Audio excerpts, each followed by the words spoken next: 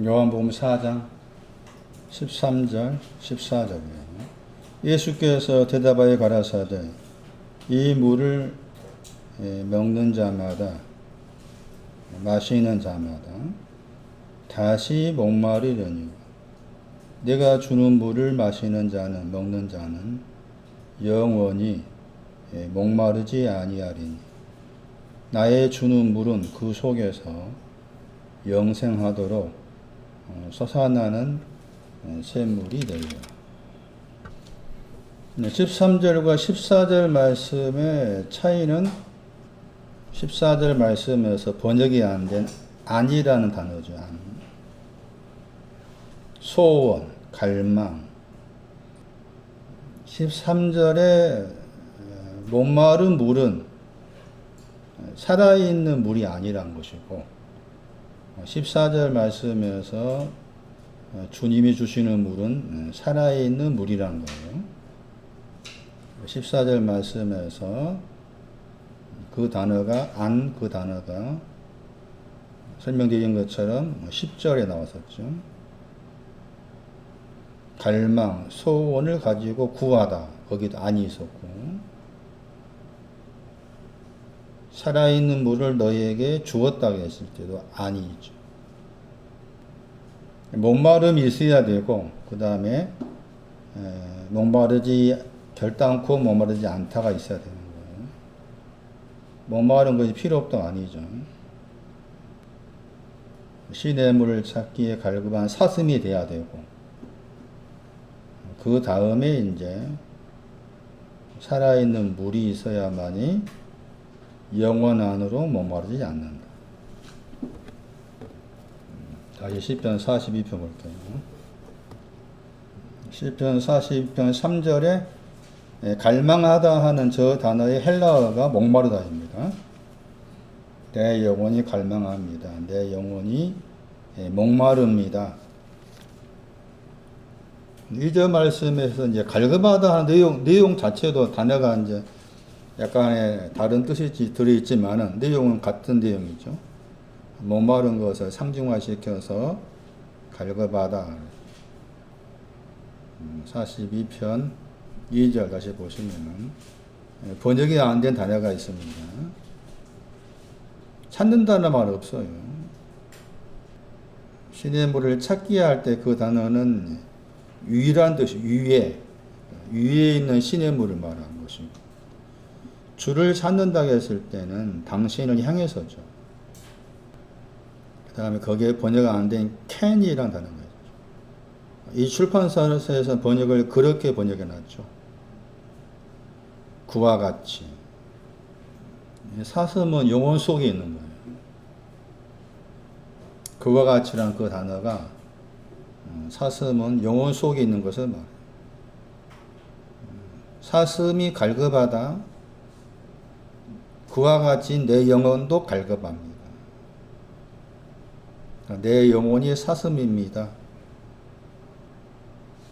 갈급하다 보세요. 베드로전서 2장.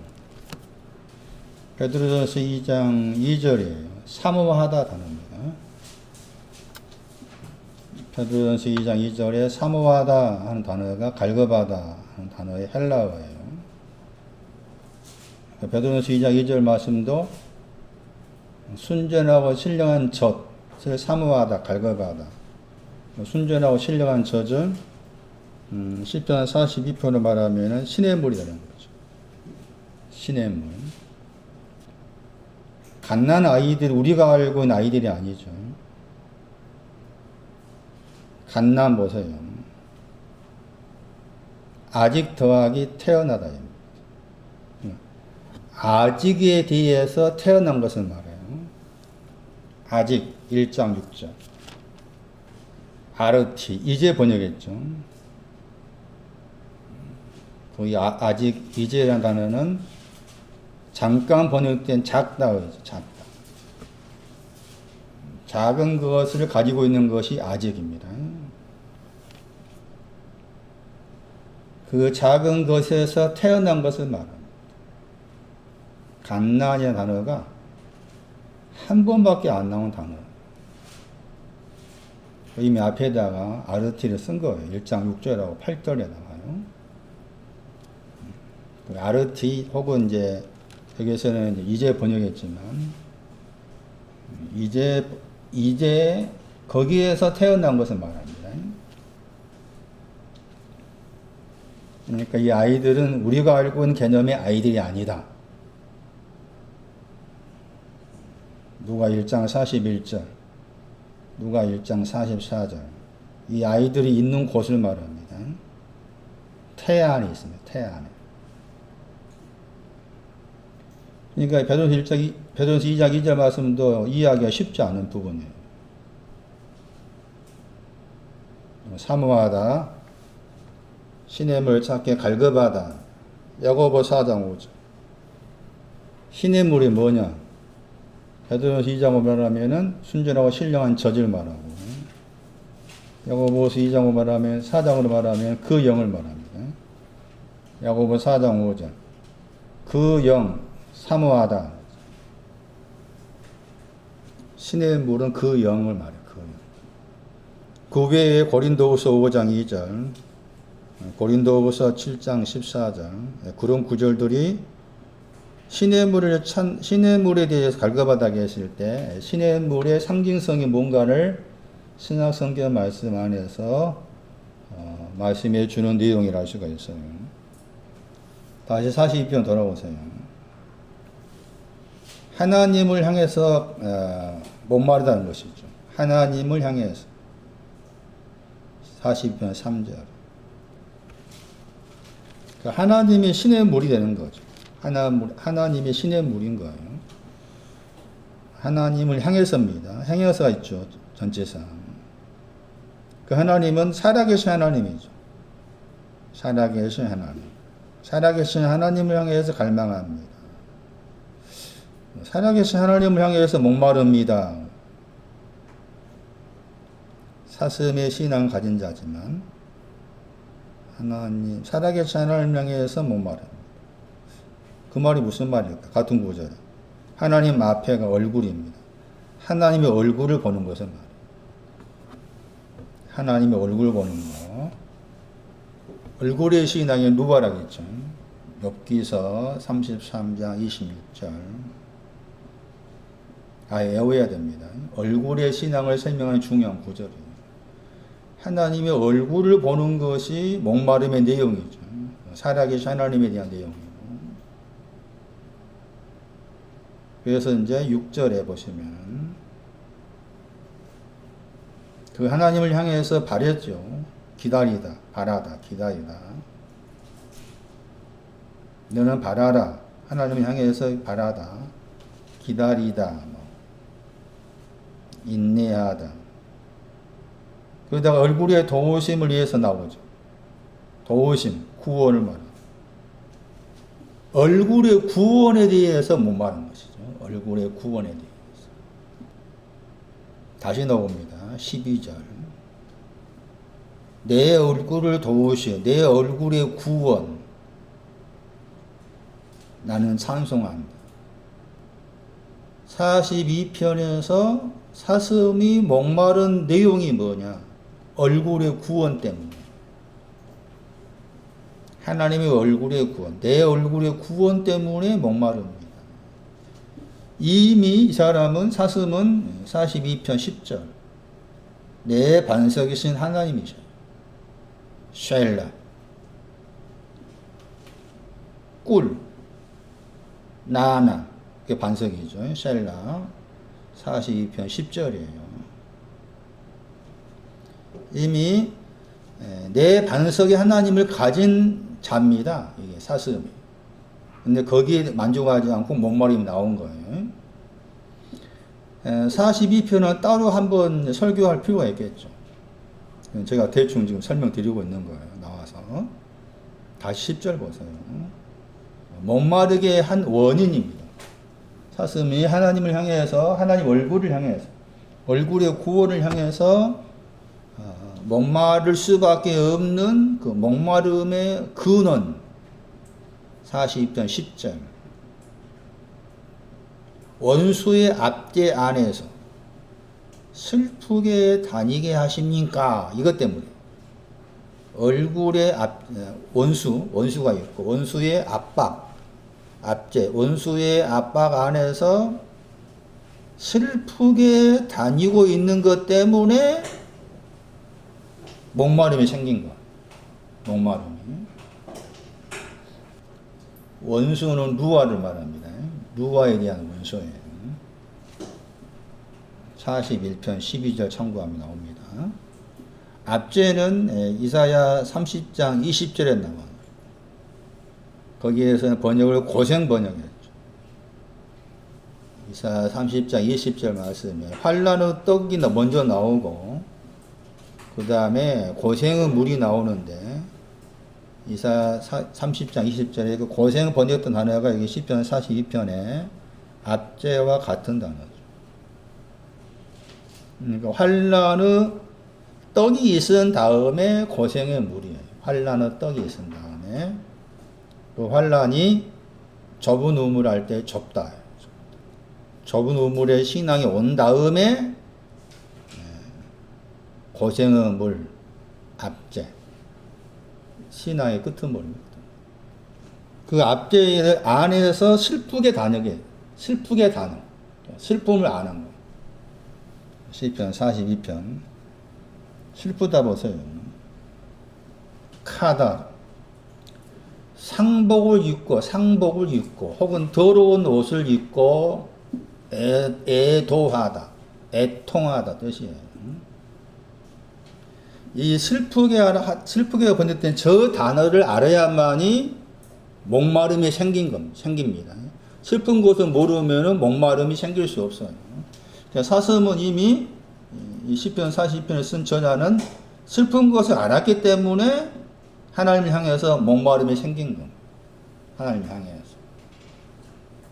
그런데 이미 말씀드렸던 것처럼 42편 10절 말씀에 내 반석이신 하나님을 알고 있는 사람이라고 했죠.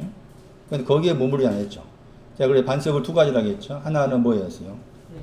셀라하고 다른 하나는 그게 신명기 32장 13절에 나와요. 신명기 32장 13절은 반석이 두 가지 말씀해 주는 중요한 구절입니다. 신약 성경 말씀에서 베드로 이름이 뭐예요? 반석이죠. 반석. 내 반석이 교회에 세운다 할 때 그 반석이 어떤 반석이냐는 거예요. 음부의 문을 이기니까 반석은 추루가 되는 거죠.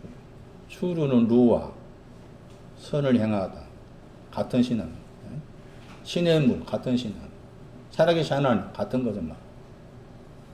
근데 표현을 달리 하니까 우리는 자꾸 이제 표현이 달리된 거 보고서 다른 내용이 있는 것인가 착각하기 쉬워. 그렇지 않다. 같은 내용을 다르게 묘사한 것 뿐이다. 그렇게 이해를 하셔야 되는 거예요. 지난 시간에 설명을 드리지 않는 구절에 이 단어가 나옵니다. 에레미야 4장 28절.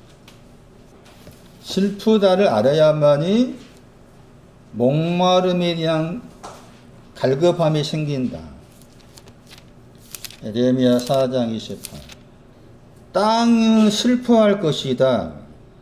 그 다음에 위에 있는 하늘을 말하죠. 위의라는 말은 정확한 번역은 위로부터입니다. 위로부터, 그 하늘이 위로부터 있는 하늘이에요. 관성화 붙어 있지만 위로부터 있는 하늘은 꼭대기에 있습니다. 위로부터 있는 하늘인데 뭐하고 있다고 했어요? 땅이 슬퍼하다. 위로부터 있는 하늘은 뭐하고 있어요? 같은 단어입니다. 카다. 후가마다 10편 42편에 슬퍼하다. 같은 단어예요. 같은 단어인데 여기서는 흑암을 번역한 것이고 10편 42편은 뭐로 번역했어요? 슬퍼하다 번역한 거예요. 하늘을 말합니다. 하늘. 이 구절은 하늘과 땅이 공간의 개념이 아니고 신앙적 의미의 개념을 말씀해 주는 중요한 구절이죠. 땅이 슬퍼하고 하늘이 상복을 입고서 애통하다. 이것이 정리된 것이 계시록 21장 1절에 새 하늘과 새 땅입니다. 새 하늘과 새 땅이 에레미야 4장 28절이 정리된 것이 새 하늘과 새 땅. 그러니까 새 하늘과 새 땅도 공간의 개념이 아니다는 거죠. 제가 누차 말씀드리지만 하늘과 땅은 공간의 개념이 아니고 신앙적 의미로 봐야 된다. 자꾸 공간의 개념으로 생각하니까 그 틀에서 보니까 자꾸 예수님이 이 지구상에 오신다 하는 그 논리가 생겨요. 천국에 간다. 조영균 목사 천국 환송 예배 드리자. 그런 개념이 생겨요. 내 안에 천국이 있지 아니하면 죽어서는 없어. 죽어서 가는 거 생각하면 안 돼. 성경 그렇게 말하고 있지 않느냐. 위로부터라겠죠. 위라는 말이 위를 향해서라는 표현도 나오고 위로부터라는 표현도 나와요. 위로부터. 이 단어가 중요해요. 이 하늘의 위치를 위로부터라고 둔 거예요. 그런데 위로부터 신앙이 이제 뭐 지금 설명드리고 있는 것처럼 신의 물 되고 루아의 신앙 되고 선을 향하는 신앙 등등 하나님 하나 된 신앙. 그러니까 다 위로부터인데 그 위로부터 신앙이 있어야 이 하늘이 슬퍼하고 있는 거죠. 아직 오지 않았다. 그 이제 배경이 뭔가 하면은 23절 말씀에 하늘이 이제 흑암하다 번역했지만 슬퍼하다 번역할 수 있다겠죠. 애통하다. 애통해야 될 이유입니다. 땅이 슬퍼하고 하늘이 애통해야 될 이유가 뭐냐? 그 23절이에요. 땅이 어떻게 하고 있길래 그랬어요? 혼돈하고 공허하다. 많이 들어봤죠? 창세기 1장 2절입니다. 에레미야가 창세기 1장 2절을 자기 나름대로 여기 에레미야 4장 23절 말씀 와가지고 풀어놓은 거예요. 그러니까 하늘과 땅이 혼돈하고 공허하다는 것은 항상 과학적으로 생각해, 과학적으로. 지금도 그래. 그거 안 변해. 그거 안 변해. 거기로부터 회개한 사람 없습니다. 제가 봤을 때. 안 나와. 아주 유명한 목사예요. 가끔 보면, 뭐 어쩔 수 없이 제 동영상 올려놓으니까, 궁금한 것은 아니지. 때가 되면 하지 말라 할 때가 오겠지. 지금 어쩔 수 없는 상황을 올려놓았지. 아침 일어나면, 뭐, 새벽에 일어나면, 심심할 때가 있어서, 가는 거 있고 거기야. 거기가 잘 찾아가, 제가. 휴대폰, 잘 못하지만. 찾아가서 이제 보면은, 제 동영상과 더불어서 거기 유명한 목사들이 유튜브에 올려놓은 사람. 잠언 설교한 사람. 제가 잠시 봤는데 돌아버리겠어. 잠언 20.5절을 설교하는데 돌아버리죠. 안 변합니다. 그러니까 여러분은 대단한 사람이 봐요. 여러분 대단한 사람. 아직은 스스로 미흡한 점이 있다 하려니 모르겠지만은 대단한 사람을 생각하세요. 어느 목사와 비교하지 마요. 여러분 자신들. 그러니까 좀 여러분 스스로 좀 당당할 필요가 있어요. 안 변해. 틀이 있어. 그 틀이 부스러진 것이 어떤 면에 회개인데 그거 참 어려워. 안 돼. 죽을 때까지 안 돼. 혼돈과 공허. 그것 때문에 28절 우는 거예요. 슬퍼하는 거. 혼돈과 공허 때문에 슬퍼한 것이죠. 또 땅이 슬퍼한다고 했을 때 27절 보세요. 온 땅이 뭐 했어요? 에레미야 4장 27절. 온 땅이 뭐 했어요? 황폐하다고 했죠. 온 땅이 루아입니다. 루아의 신앙에 대해서 황폐한 거. 아직 루아의 신앙이 없다는 거죠. 그것 때문에 슬퍼한 거예요. 그러니까 하늘이 또 애통하다고 했어요. 흑암하다, 애통하다, 카다르. 하늘이 애통하다고 했을 때 애통한 이유가 뭔가 23절 말씀. 하늘을 향해서 보니까 뭐가 없어요? 빛이 있어야 돼. 빛이 없는 거예요. 이 빛도 위에 있는 빛이요. 위에 있는 빛. 시편 4편 6절. 시편 56편 13절 말씀에 빛의 내용이 나와요. 빛의 내용. 여기서 빛이 빛들입니다. 복수잖아요. 여기 하늘에 속한 신앙 가진 사람이 애통한 사람은 빛이 없는 것 때문에 애통한. 그것 하나님께서 이제 정리한 것이 지난번 거기 출애굽기 몇 장이었어요? 31장 말씀에서 여섯째 날에 뭐 만들었어요? 하늘과 땅은 뭐 했다고 했어요? 만들었다겠죠. 창조하다 번역했죠. 만들다겠죠. 아사. 그 말은 여기 에레미야 4장 28절에 이 땅이 슬퍼하고 하늘이 애통한 것을 하나님께서 여섯째의 날에 새롭게 만들어 버린 거예요. 그것을 제7안식이라고 해요. 그러니까 7안식일은 토요일이 안식 아니에요. 그렇게 생각하면 아주 그건 무지 중에도 상무지야, 상무지. 안식의 신앙은 그 출애굽 31장 말씀인가 그 구절에 의하면은 여섯째 날에 하늘과 땅이 만들어진 것이 제7의 안식이 완전한. 그러기 위해서 여기서처럼 땅의 위치에서 슬퍼하고 하늘의 위치에서 애통하고 이거 내가 해야 될 몫이고 그것을 보시고서 하나님께서 여섯과 관계된 것으로서 만든 거라겠죠. 여섯 숫자 여섯 설명드려요. 숫자 여섯이 뭐였어요? 기쁘게 하답니다. 신명기 28장 63절에 나오죠. 기쁘게 하는 것으로 만들어주는 거죠. 하나님께서. 그것이 내 안에서 창조된 여섯째 날의 신앙이야. 여섯째 날의 신앙이고 그리고 그 결과가 내 안에 제7일의 신앙이 온 거죠. 제7일의 신앙. 그러니까 여섯째 날이든 뭐 제7일은 그게 내 안에서 이루어질 것이지 바깥의 것이 아니라는 거죠. 바깥의 것이. 그 여기 말씀에서 하늘이 흑암하다 번역될 저 단어가 지금 시편 42편 말씀에서 슬퍼하다. 빛이 없는 것 때문에. 얼굴의 구원이 빛인데 얼굴의 구원에 빛이 없는 것 때문에 슬프게 다니게 합니까? 이것이 근원이 되어서 시냇물을 갈급합니다. 다시 이사야 35장 6절 저는 자의 사슴. 이 저는 자의 사슴은 시편 42%처럼 시냇물을 갈급한 사슴인 거죠. 졸고 있어서. 저는 자 절뚝발입니다. 절뚝발이란 거죠. 사슴이 절뚝발인데 절뚝발이기 때문에 시냇물을 갈급하죠. 빛이 없어서 애통한 것, 그 절어 있는 거, 저는 거, 사슴같이 뛸 것이다. 언제 그랬어요? 35장 6절에 언제? 그때라겠죠. 그때가 와야 되는 거죠. 그때가 이사야 35장 6절. 그때가 언제냐? 같은 구절. 이는 그랬죠. 왜냐하면 설명하는 거예요. 저는 자가 사슴까지 뛰는 것에 대해서 설명합니다. 언제 그러는 그때가 이제 언젠가 하면은 광야 안에서 물이 솟는 것을 말합니다. 광야 안에서 물이 솟을 때가 절름발이가 사슴까지 뛰는 것입니다.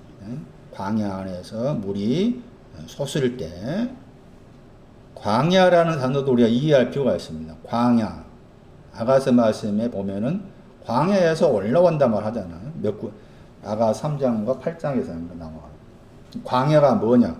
우리 개념의 광야는 전혀 거기 양이나 뭐 염소가 먹을 수 있는 그 목초지가 없다고 생각하잖아요. 그건 전혀 그런 뜻이 아니에요. 오히려 이 단어 속에는 그런 뜻이 들어있는 거예요. 양떼가 먹을 수 있는 그 양떼가 먹을 수 있는 먹이에 합당하다 이 뜻이 들어있어요. 광야하다 단어에서. 양떼가 되었든 소떼가 되었든 간에 먹이를 먹을 수 있는 것이 합당하게 되어 있다. 그러니까 이제 우리 개념 생각한다면 대구하려면 목장 생각하면 돼. 그 광야에 그게. 그러니까 광야는 그냥 사막으로 생각이 쉽잖아. 아니라고 말이죠. 단어 자체가. 예? 먹이를 먹을 수 있는 것이 합당하게 준비되어 있는 것. 합당하게 준비되어 있는 거.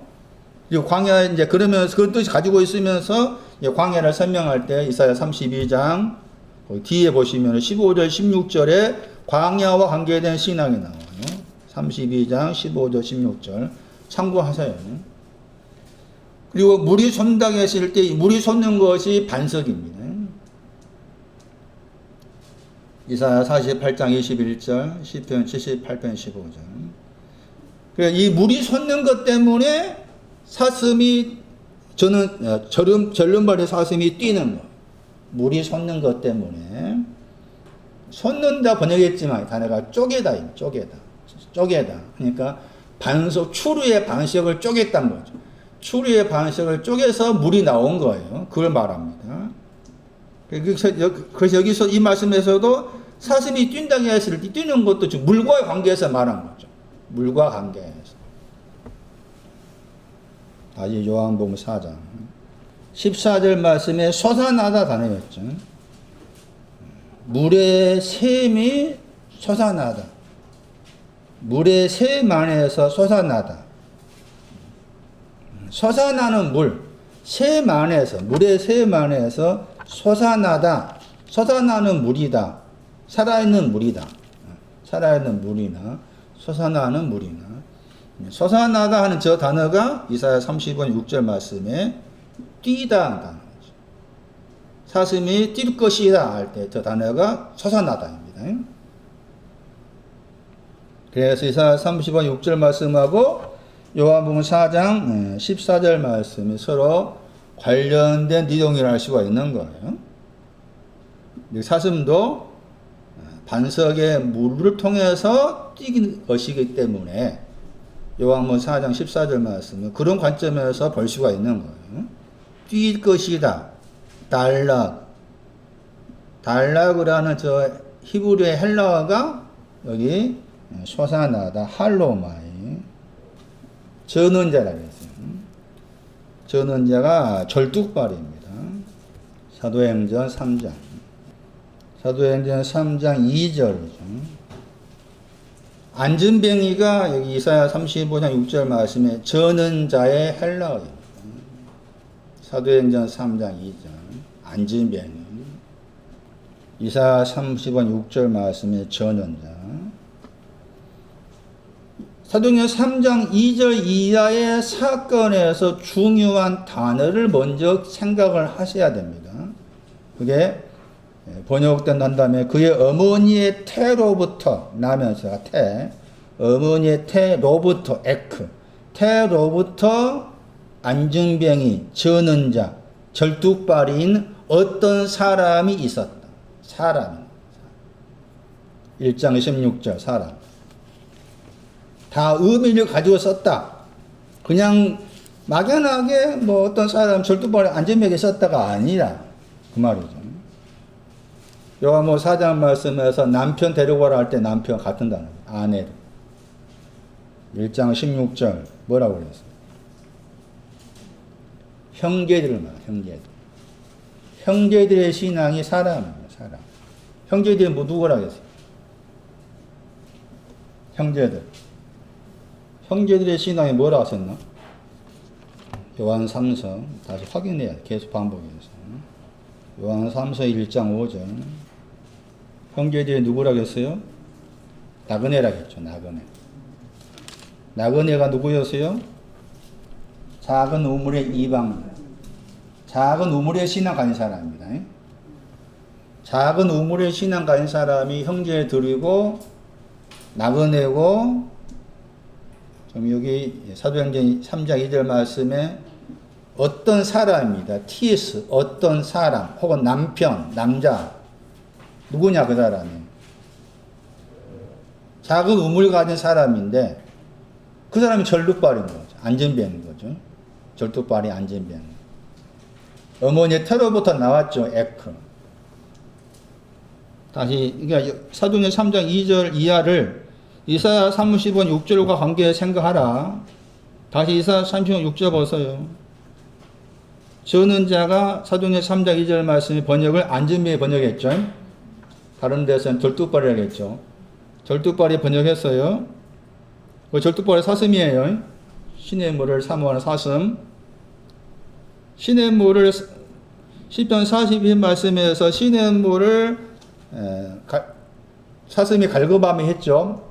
사슴이 시냇물 갈급하다고 했을 때 또 그 시냇물은 이사야 35장 6절을 말하면은 뛰는 것이죠.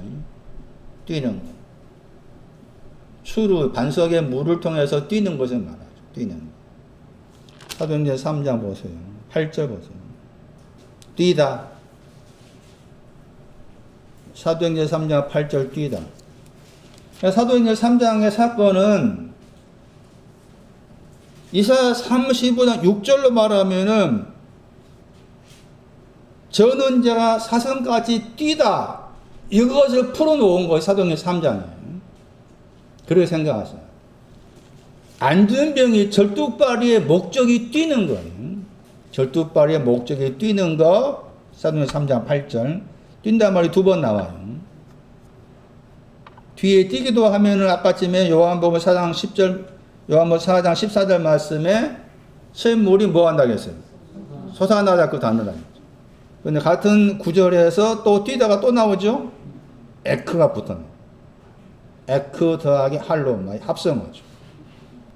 뛰는 신앙, 걸어가는 신앙, 하나님을 찬미하는 신앙 같은 개념 봐야 돼요. 다시 보세요. 발에 대한 설명. 발. 발이 지금 사도행전 3장 2절 말씀 어떤 발이라고요? 절뚝발이라고 했죠. 안전병이 절뚝발이. 이사야 35장 6절 말씀에 전원장. 구약 말씀에서 절뚝발이 전원자 그러면 대표적인 사람이 무비보셋. 그리고 이제 여기 히브리로 말하면은 절다 절뚝발이라고 했을 때 그 절뚝발이 의미가 뭔가 하면은 우리 개념을 생각하면 항상 이제 말씀 볼 때 다 이제 우리가 알고 있는 개념으로 접근할 수밖에 없는 면이 있지만 그것을 깨뜨리기 위해서 자꾸 사전을 찾고 동사를 찾아보고 하는 훈련이 필요합니다. 여러분 가운데에서 혹시라도 높아지면 하는 말이지만은 그냥 이렇게 좀 말씀 듣다가 내 나름대로 구원 받았다면 이제 뭐 이 말씀들에 대해서 별로 이제 뭐 어렵게 공부할 필요 없이 쉽게 가자. 천만의 말씀입니다. 우리 식으로 알고 있는 죽을 때까지 말씀 공부해야 돼요. 그게 가야 될 길입니다. 죽을 때까지 해야 돼요. 침에 걸려서 요양원에 갔다 할지라도 이 성경 가지고 말씀 공부해야 돼요. 그렇지 않고는 그런 자세 가지지 않고는 말씀의 어떤 깊이 의미를 제대로 우리가 내 것으로 쉽게 갈 수가 없죠. 그러니까 미리 말씀 드리지만 좀 하다가 이제 좀 뭔가 알겠다. 그거 다 됐네? 그런 생각을 절대 하면 안 돼. 그건 독이야, 독. 저도 마찬가지. 저는 처음에는 한 60세 되면 괜찮을까 했는데 아니에요. 지금 몇 년까지 살는지 모르겠지만 80세 됐다고도 안 돼. 죽을 때까지 봐야 되는. 죽을 때까지 이 책을 놓지 않고 계속 씨름하면서 봐야 되는 거예요. 그게 맞겠다, 맞다. 그러니까 조금 뭐 안다고 해서 막 됐다라고 생각한다든지 그런 생각은 큰 오산이에요. 그런 생각은 아예 떨쳐버려야. 죽을 때까지 말씀을 씨름하는 거, 말씀을 씨름한다는 것 자체가 뭐겠어요? 하나님을 알아가는 거잖아요. 아까 전에 시편 말씀처럼 셀라에 있는 반석의 하나님을 알고 있는 사람이 목마른 것을 어떻게 아냐고 사슴같이 목마름을. 에? 자꾸 씨름하다 보니까 거기에서 내 가운데 슬픔이 있구나 안 거잖아. 그리고 그 유명한 모사는 자기가 이제 은퇴를 했으니까 에? 말씀에 대해서 뭐 별로 이제 뭐 사모하지 않고 그렇지만 이제 자기 나름 유튜브를 하고 그러니까 이제 나름 뭐 공부한다 식으로 말하는데 아니라고. 하나님께서 저랑 여러분에게 우리식의 개념으로 수명을 언제까지 100세 살게 하실런지 뭐 70세 살게 하실런지 뭐 조금 있다가 병들 죽게 하실지 모르겠지만은 우리식으로 죽을 때까지 내가 말씀을 향해서 하나님이 어떤 분이신가 적어놓은 이 말씀을 향해서 내가 씨름하고 상고하고 공부해야 된다. 그렇게 마음에 그런 어떤 마음의 자리를 가져야 되지. 그렇지 않고 그냥 대충 알았으니까 이제 뭐 슬금슬금 해야 되겠지. 안 돼. 슬금슬금 할 수가 없어. 제 개인적인 생각이지만은 원래 제가 좀 알았더라면 제가 이제 목회자로서 설교를 안 했을 거예요. 몰랐으니까 해왔지. 근데 지금 생각하면은 선구사전에 나와 있는 모든 단어들 어디에 써 있고 어느 곳에 써 있고 그거 다 알아야 돼. 그러니까 통째 선구사전하고 여기 이 언어와 관계된 어떤 사전들이 있는데 그 사전들을 통째로 알아야 돼. 그래야만이 그때부터 이제 말씀을 나름대로 이렇게 풀면서 해석할 수 있는 게 나오는데 그게 안 되는 거. 언제까지가 아니야. 언제까지 안 돼. 지금부터 시작해서도 백제가 간다고 해도 그게 다 통째로 안 돼. 그러니까 좀 생각을 수정해서 성경 말씀 어긋난 말씀이에요. 생각을 수정해서 죽을 때까지 책을 놓아서 안 되겠다. 그러니까 생각해 보시라. 간단하게 생각하면. 모세가 80세 애굽에 40년의 교육을 받았어. 겉으로 봤을 때. 그리고 40년의 광야 생활을 했었잖아. 40년의 그 광야 생활도 어떻게 생각하면은 모세 오경을 쓸 수 있는 말씀을 쓸 수 있는 그 40년 훈련인 거잖아요. 바울도 그러했고. 그러니까 그들만큼은 아니랄지라도 우리가 말씀을 사모하면서 상고하고 씨름하는 그 작업들이 이 정도면 되겠지라는 그 아니라는 생각에서 안 된다. 계속적으로 상고하고 씨름하면서 가야 될 부분이다. 그랬을 때 그 저는 잘하는 절뚝발이라는 의미가 뭔가 하면은 열왕기상 18장 21절을 참고하면은 엘리야가 바알과 하나님 사이에서 갈매산이라는 사건이잖아요. 갈매산, 불. 거기에서 바알이냐 하나님이냐 선택해라 해가지고 거기에서 나온 말이 있는데 번역이 안 돼 있는데 그 의견이란 말이 있어요. 두 의견 사이에서 머뭇머뭇거리다 이 단어입니다. 이 단어가 절뚝발이에요.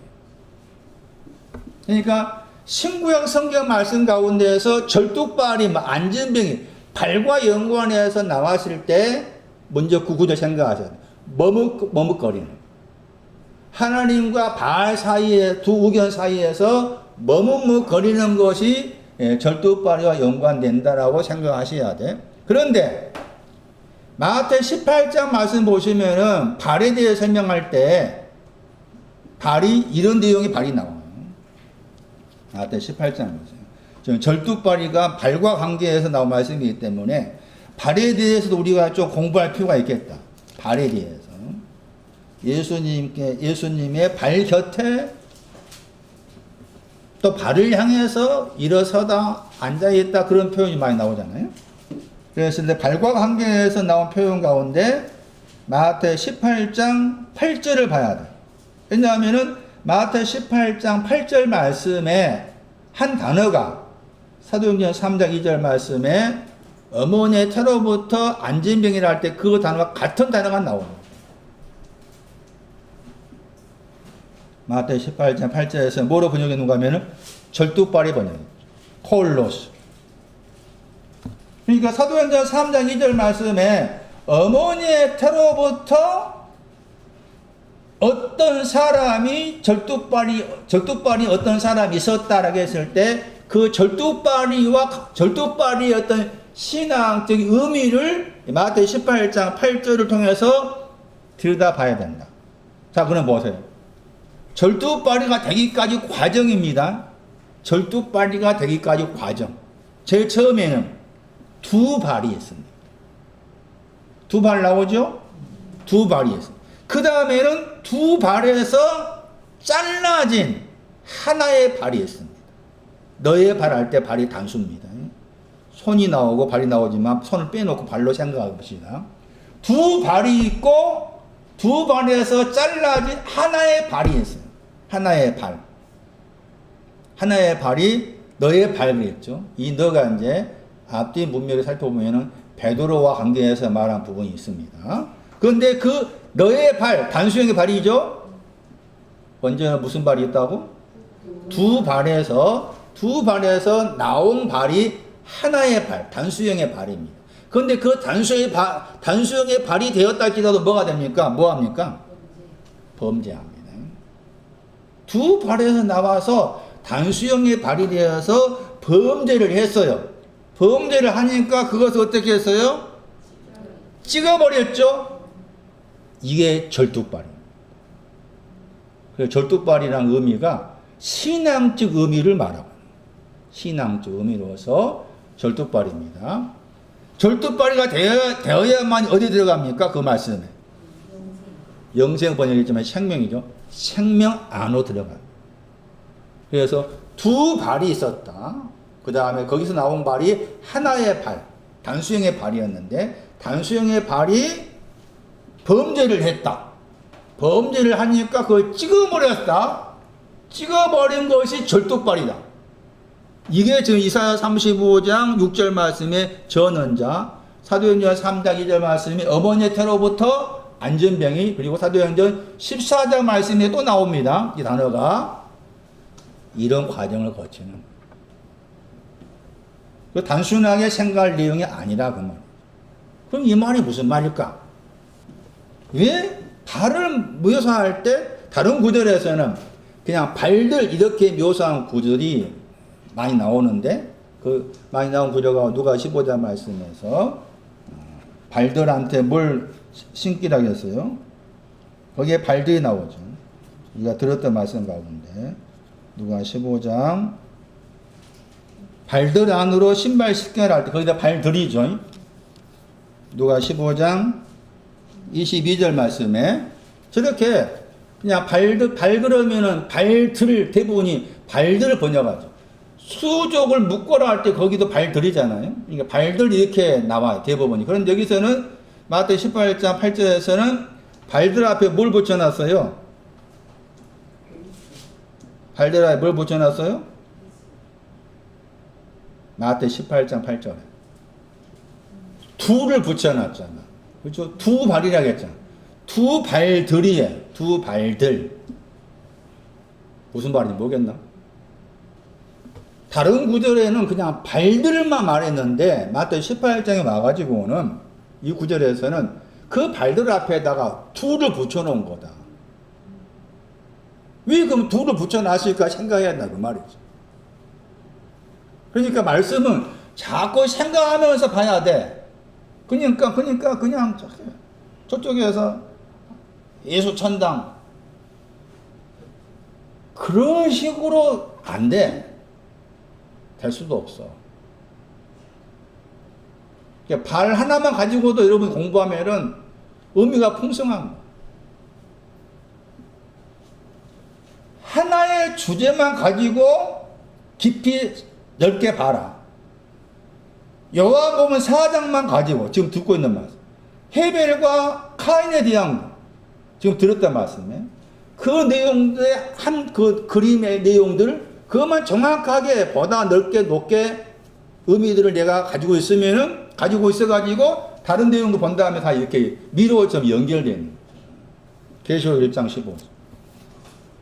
발이 뭘 발도 상징화 시켰습니다. 지금 절뚝발이가 나와서 절뚝발이가 나오게 된 과정을 설명하는 거예요. 사도행전 3장 2절 말씀에 어머니의 태로부터 절뚝발이었다, 안전병이었다. 간단히 나와 있지만 그 간단한 말씀이 아니다. 어떻게 해서 절뚝발이가 되었는가? 절뚝발이 되기까지 과정을 알아야 된다. 그것이 지금 발과 관계해서 말씀한 구절인데 주님의 발을 언급했어요. 계시록 1장 15절 말씀. 그의 발을 발이 상징한 구절입니다. 발이 뭘 상징하는지를 말씀한 구절이다. 계시록 1장 15절. 주석이 놋입니다. 발은 놋을 상징합니다. 주석이 뭐라고요? 놋. 놋을 상징합니다. 발은 놋을 상징한다. 놋을 상징하는데 놋이라는 저 단어의 히브리어 속에는 더럽단 말이었어요. 그래서 발은 더러움을 상징해요. 발은 더러움을 상징합니다. 그 발이 이제 여기서 주님의 발은 주님의 발이 노시다 더럽다는 거잖아요. 그럼 주님의 발 자체가 더러운 것이냐? 아니죠. 손난이의 발을 가져가신 발이에요. 손난이의 더러움을 가져가신 발이 여기서 말하는 주님의 발이라. 근데 그 더러움을 없애기 위해서 어디 들어가야 돼? 풀무 안으로 들어가야 돼. 더러움을 없애는 노시란 더러움을 없애기 위해서 당신 자신이 풀무 안으로 들어간 거. 풀무 안으로 가셨어. 손난이의 더러움, 나의 더러움을 가져가기 위해서 당신 자신이 풀무 안으로 들어갔어. 풀무 안으로. 풀무 계시록 9장 2절 나왔었죠. 미가서 7장 19절 말씀이 풀무와 관계된 신앙적 의미였습니다. 죄악을 뭐 한다고 했어요? 발로 밟다입니다. 그러니까 더러움의 내용은 죄악이 되는 거죠. 죄악이라는 더러움을 발로 밟은 거 그게 풀무입니다. 풀무. 그리고 거기에서 단련했다가 나오죠. 단련하다. 불이라는 단어의 동사고 단련하다 번역했지만 다르게 번역하면 불순물을 없애다. 죄악이라는 더러움의 불순물을 없앴다. 이게 단련한 풀무 아니란 더러움은 그런 거예요. 지금 더러움은 놋과 관계된 것이었고 그 더러움이라는 놋을 더러움이나 그 놋 속에는 죄악이 있었다. 죄악의 불순물을 없애기 위해서 당신 자신이 풀무 속으로 들어갔다. 그래서 그 결과가 뭔가 하면 단련했다. 불순물 없앴다. 불순물 없애니까 결과가 뭔가 하면 빛났다. 유향. 깨끗게 하다. 이게 발입니다. 발. 그러니까 계시록 1장 15절 말씀 발과 관계의 중요한 구절이에요. 그런데 지금 마태 거기 18절 말씀에서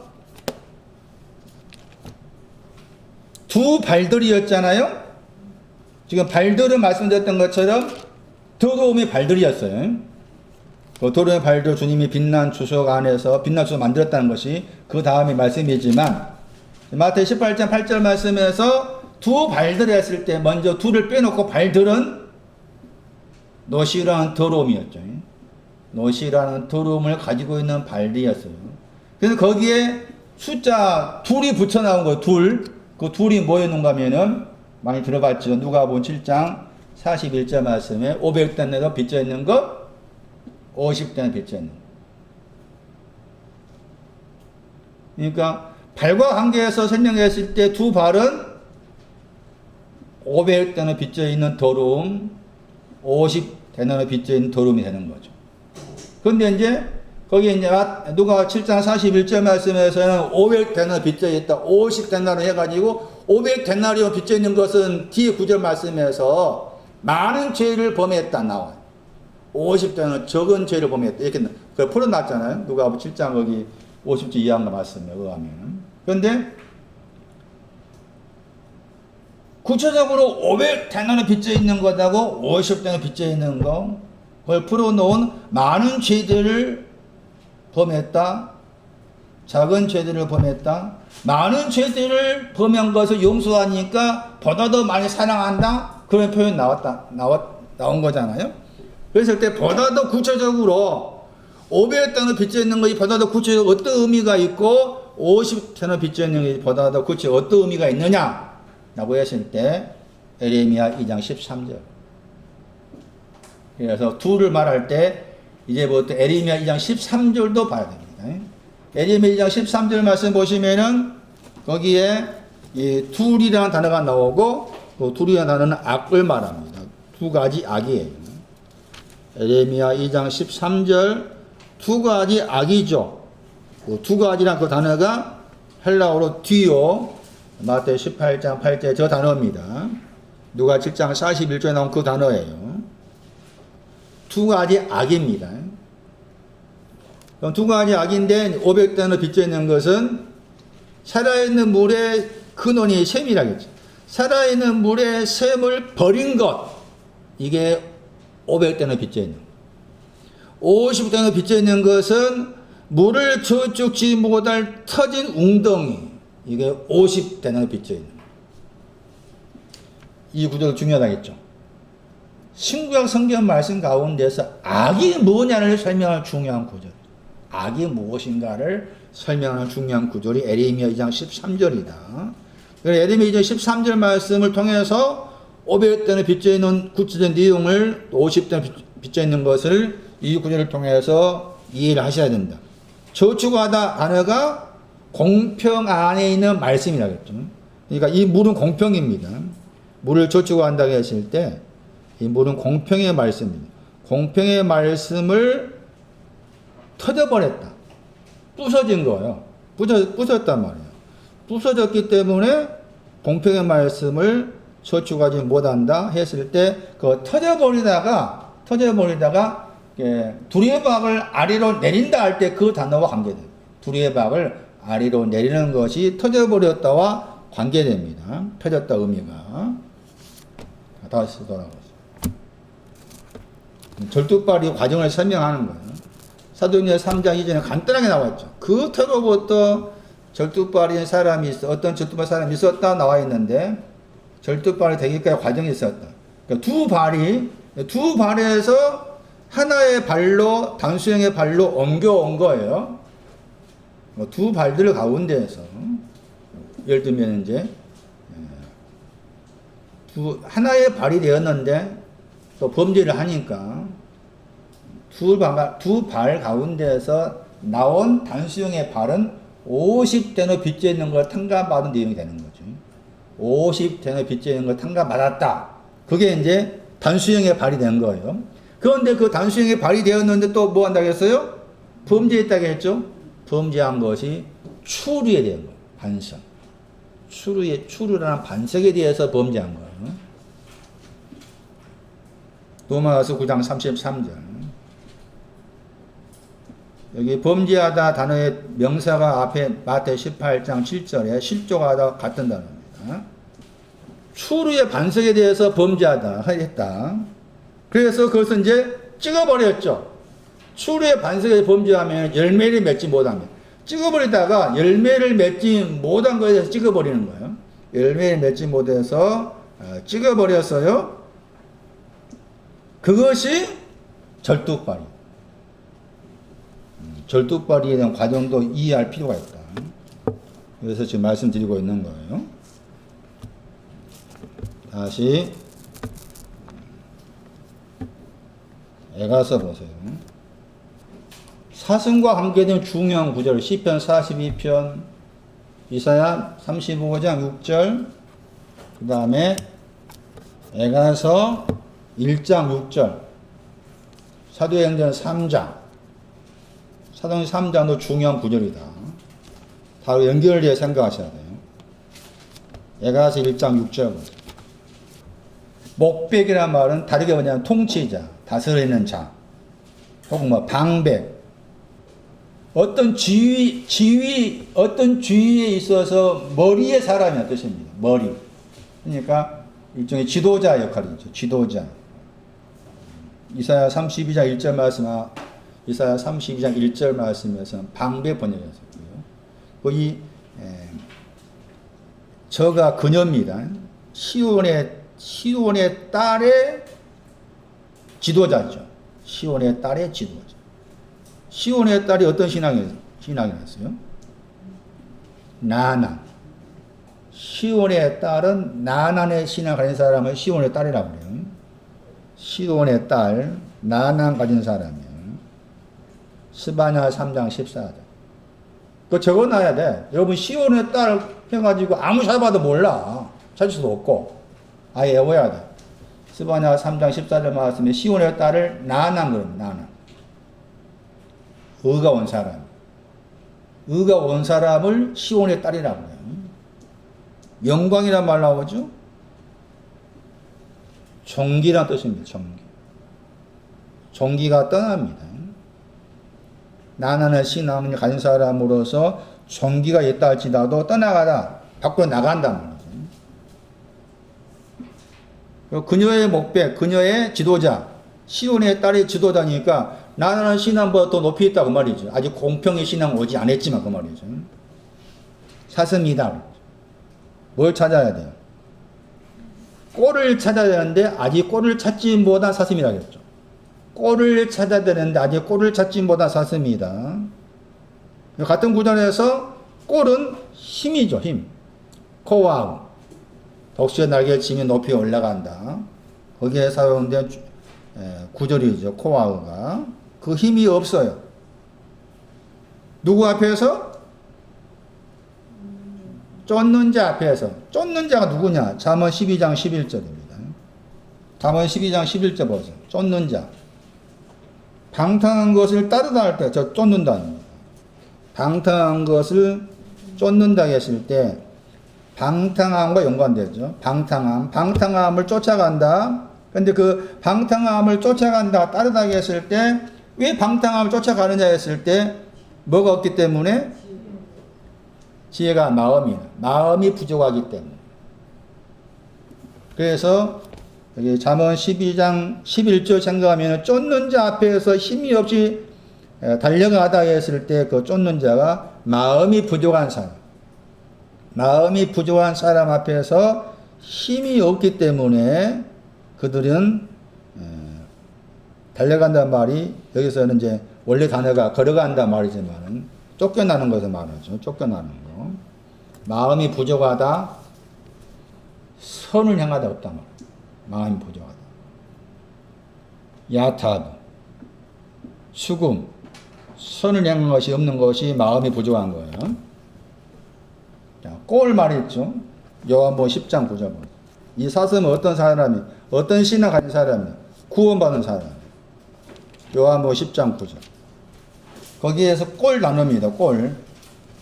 요한복음 10장 9절 말씀에 꼴 단어가 에가서 1장 6절 말씀에 꼴. 그리고 에가서 1장 6절 말씀에 그 꼴은 목자로서 돌보다 하는 단어가 들어있다겠죠. 동사가 시편 23편 1절 말씀에 여호와는 나의 목자시니 그런 단어가 들어있다겠죠. 근데 이 단어가 명사인데 이 명사라는 저 히브리의 헬라어가 요한복음 10장 9절 말씀에 꼴이죠. 그리고 얻으리라가 찾다입니다. 다시 보시면은 에가서 1장 6절 말씀에 꼴을 찾았다. 똑같이 나옵니다. 꼴을 찾았다. 요한복음 10장 9절 말씀에 꼴을 얻으리라. 찾는다. 꼴을 찾았다. 근데 그 꼴을 찾는 것이 언젠가 하면은 구원을 받고 나서죠. 구원을 얻고 나서 들어가면 나오며 꼴을 찾는다. 그랬죠? 그러니까 여기 이제 에가서 1장 6절에 이 사슴은 구원을 얻은 사람이죠. 여기서 구원은 뭡니까? 요한복음 10장 9절의 구원은 내가 뭐라고 그랬어요? 내가 문이라고 했죠. 나로 말미암아 문을 통해서 들어가죠. 그래서 구원을 얻는다고 했죠. 문이 뭐라고 그랬어요? 좁은 우물, 또 내려가는 거였죠. 두레박을 내리는 거였죠. 그것도 구원입니다. 그것이 구원인데 완전한 구원이 아닌 거지. 그러니까 꼴이 필요하다 그 말입니다. 요한복음 10장 9절 말씀, 이 말씀은 이해되십니까? 문을 통해 들어간 것도 구원이다. 그러니까 구원이란 말이 의미를 여기서 지금 사용하고 있는 것처럼 문을 통해서 들어간 것도 구원이지만 그런다고 해서 꼴을 찾은 것이 아니다. 그래서 들어가면 나온다고 했을 때 꼴을 찾는다고 했잖아요. 꼴이 필요하다 그 말이죠. 구원을 얻었지만 꼴이 필요하다. 그러니까 요한복음 10장 이제 9절로 보시면은 에가서 1장 거기 6절 말씀 사슴은 이미 문을 통해서 들어간 구원이 있는 사슴인 것이죠. 그렇지만 아직 꼴을 찾지 못했죠. 그러니까 힘이 없는 거예요. 그래서 쫓는 자 앞에서 그냥 도망 다닌다. 그런 표현으로 말씀하고 있는 것입니다. 그래서 목마르다 하는 사슴과 관계해가지고 이런 중요한 세 구절들 반드시 기억할 필요가 있겠다 하는 사실을 말씀드립니다. 가이다에 돌아와서요. 요한복음 10장 14절 보세요. 영혼 안으로 결단코 목마르지 않는다. 목마르지 아니한다고 했을 때 아니하다 단어가 두 단어가 부정적으로 써졌어요. 그러니까 약간 다르게 번역하면 결단코 목마르지 않다. 그렇게 번역할 수가 있어요. 우매했잖아요. 요한복음 4장 14절 말씀에 아니다, 아니다. 부정어가 2번 나와요. 부정어가 2번 나와. 그러니까 번역하면은 결단코 목마르지 않다. 어디 안으로? 어디 안으로? 영원 안으로죠. 영원 안으로 결단코 목마르지 않다. 내가 주님이 주시는 물이라겠죠? 주님이 주시는 물은 뭐라고 그랬어요? 살아있는 물, 하나님의 선물. 요한복음 3장 보세요.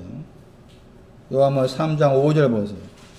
물과 영으로 나지 아니하면, 요한복음 3장 5절에 물과 영으로 나지 아니하면 할 때 이 물이 주님이 주시는 물이에요. 요한복음 3장 5절의 물은 요한복음 4장 14절 말씀, 요한복음 4장 10절 말씀에 살아있는 물, 주님이 주시는 물을 말합니다. 요한복음 3장 5절의 물이 무슨 물이라고? 살아있는 물이고 주님이 주시는 물입니다. 주님이 주시는 물. 요한복음 3장도 한번 설교를 할 필요가 있습니다. 왜냐하면 이 구절도 잘못 알고 있습니다. 언제는 요한복음 3장을 이해하려면은 요한복음 3장 1절 이하에서 최소 1절에서 이제 니고데모와 대화에서 그 유명한 요한복음 3장 15절 16절 나오니까 요한복음 3장 1절 이하를 이해하기 위해서는 내가 뭐가 돼야 돼요? 내 자신이 누가 돼야 돼요? 내 자신이 니고데모가 돼야 돼요. 니고데모한테 한 말씀이라. 그런데 이 구절을 너무 쉽게 사람들이 설명했어. 그래가지고 지금은 그 용어에 여기 나와 속에서 구원이 확신 받았다. 너무나 구원의 의미를 얕게 작게 말해왔어. 이 한국 교회가 한국 교회만 그런 거 모르겠지만 저도 그랬다겠죠. 제가 처음에 제 고향에서 이쪽으로 이사를 왔을 때 진해 이사 왔어요. 20몇 년 동안 저기 전라남도 살다가. 그러다가 이제 남산교회 되기 전에 그 교회에서, 개척교회에서. 거기 그때는 막 1980 후반대였으니까. 공장에 젊은 청년들이 많았죠. 그쪽 모임에 청년들이 많았어. 그래가지고 이상하게 이제 말들 이제 누가 주동해서 그런지 모르겠지만 구원 받았다. 구원 받은 날이 있다. 구원의 확신이 있다. 그런 표현을 젊은 청년들 가운데 사용하더라고. 저는 전혀 모르는 단어, 용어거든. 총구석에서, 전남 총구석에서 신앙생활하다가 왔는데, 구원 확신이 있니, 구원 받은 날이 있니, 그런 표현을 쓰니까. 지금도 또 그런 경우가 있을 것 같아요. 지금도 구원파에서, 파라. 그들 하는 말, 그 말. 파라. 당신 생일이 언제요? 나 2월 며칠입니다. 당신 생일도, 이 멍뚱아 태어난 생일도 있는데, 영원히 태어난 날이 없겠냐? 그러면서 이제 구원 받은 날을 말하라고 해. 그래가지고 구원 받은 날이 나는 예를 들면 10월 2일이라 그러면 10월 2일에 구원 받은 거기 이제 거기 간증이라 할까? 그거 한번 이제 말해봐라. 해가지고 이렇다 저렇게 했다. 그럼 당신 구원 받았어. 지금 생각해 보면 너무나 구원의 의미를 너무 얕게 성경이 말하고 있지 않은 것으로 잘못 알아가지고 잘못 가르치고 있구나. 니고데모가 돼야 돼. 먼저 니고데모한테 한 말이니까. 응? 그 다음에 지금 물이 나와서 잠깐 언급한 거예요. 3장 1절 보세요. 사람이 돼야 돼. 사람. 바리새인, 니고데모를 설명합니다. 바리새인이 돼야 되고 사람이 돼야 돼. 그 다음에 유대인의 뭐가 돼야 돼? 관원이 돼야 돼. 그 다음에 니고데모 이름이 있어야 돼. 니고데모 이름을 가지고 있어야 돼. 니코, 이기다. 데모, 백성을 이기다. 백성 이긴 거 있어야 돼, 안에. 그 다음 어떻게 해야 돼? 밤을 알아야 돼, 밤. 밤을 알아서 왔잖아? 표적에 대해서 말하잖아? 이걸 다 갖추고 있는 사람한테 주님이 말씀하신 거잖아요? 뭐라고 말씀하셨어요? 요한복음 3장 3절에. 이 번역을 실수한 거야. 이 번역을 실수를 했어. 거듭이 아니라 위로부터라. 예? 이거 번역을 제가 봤을 때 진짜 실수한 거예요. 거듭이 뭐라고? 위로부터 번역해야 돼. 위로부터야. 위로부터. 그 위로부터가 3장 5절 말씀에 물과 영이 위로부터라고. 응? 3장 5절 말씀에 물하고 영도 위로부터에 있는 물과 영이라. 물과 영, 위로부터가. 예? 그러니까 이 아노센, 위로부터가 나와 있는 신약 성경의 다른 곳을 살펴야만이, 위로부터가 뭔지 알아야만이 또 물과 영이 뭔지 알 수가 있는데, 지금 요한복음 4장 말씀에서 주님이 주시는 물, 살아있는 물이 요한복음 3장 5절 말씀에 위로부터에 있는 물과 연관돼. 위로부터에 있는 물과. 집에 가서 공부하세요. 위로부터. 야고보서 1장 17절. 야고보서 3장 15. 야고보서 3장 17절. 잠언 봐야 돼. 잠언 8장 28절. 저 구절도 위로부터를 말하는 중요한 구절이에요. 한번 보실래요? 말씀이 나와서. 잠언 8장 28절. 위로부터 나지 아니하면, 그 말이 위로부터가 뭐냐? 잠언 8장 28절. 거기 위로가 번역했던 단어가 나오죠? 찾았어요? 잠언 8장 28절이 위로부터 나았다 할 때 위로부터의 내용을 설명한 구절이에요. 이 구절이 요한복음 3장 3절 말씀에 위로부터 나다게 했을 때 위로부터 나는 내용이 뭔지를 설명하는 중요한 구절. 잠언 8장 28절. 그냥 위로 번역했잖아? 찾았나 손나니? 잠언 8장 28절에. 위로 번역했잖아? 정확한 번역 위로부터예요. 앞에 있는 전치사입니다. 노부터입니다. 노부터. 그러니까 위로라는 단어가 마알입니다. 마알 더하기 노부터의 합성어입니다. 그러니까 정확한 번역은 위로부터가 돼. 위로부터. 거기에 뭐가 나와? 위로부터의 신앙. 보세요. 위로부터 신앙이 뭐가 나오는 거 보여요. 잠언 8장 28절에. 뭐가 나와요? 아마츠가 뭐하나 손나니? 담대하다. 또 스가랴 6장 말씀에 어룽주고 무슨 말을 하겠어? 건장한 말. 이게 위로부터야. 그 다음에 또 뭐가 나와? 그 다음에 바다가 깊음. 창세기 1장 2절. 깊음의 샘. 이게 위로부터라고. 응? 바다가 뭐라고요? 깊음, 태홈. 깊음 번역해야 돼. 깊음의 샘. 이것도 위로부터라고. 그래서 잠언 8장 28절이 야고보서 말씀을 참고해야 되겠지만은 요한복음 3장 3절 말씀에 위로부터라는 단어가 말하는 위로부터 내용이다. 거듭 번역된 단어는 잘못된 번역이다. 위로부터 번역해야 된다. 그리고 위로부터 내용이 요한복음 3장 5절 말씀에 물과 영이다. 물과 영은 위로부터에 해당 내용이 돼요. 위로부터. 아까 잠언 8장 28절 말씀에 물이 있었잖아. 깊음, 샘물, 물. 영은 뭐겠어? 아마츠. 잠언 8장 28절에. 제가 구원을 다시 보는데, 구원의 의미를 정확하게 알려면은 요나서 봐야 돼. 요나서 2장을 자세히 살펴야만이 구원이 어떤 과정을 거쳐서 오는지를 알 수가 있어요. 아까 아침에 시편 42편 말씀에 구원이 뭐라고 했어요? 얼굴의 구원이라고 했잖아요. 얼굴의 구원이라고 그랬잖아요. 자, 구원이라는 말이 나왔기 때문에 다시 봅니다. 물론 저기 요한복음 4장 22절에서 구원이라는 내용 같은 내용입니다. 요한복음 4장 22절 말씀을 다시 반복해서 말씀드리겠지만은 아까 시편 42편 말씀에서 얼굴에 구원할 때 그 구원이란 단어입니다. 그런데 그 구원이란 그 단어가 요나서 2장에서 사용해서 요나서 2장이 구원을 받는 과정과 연관된 구절로 이해하셔야 됩니다.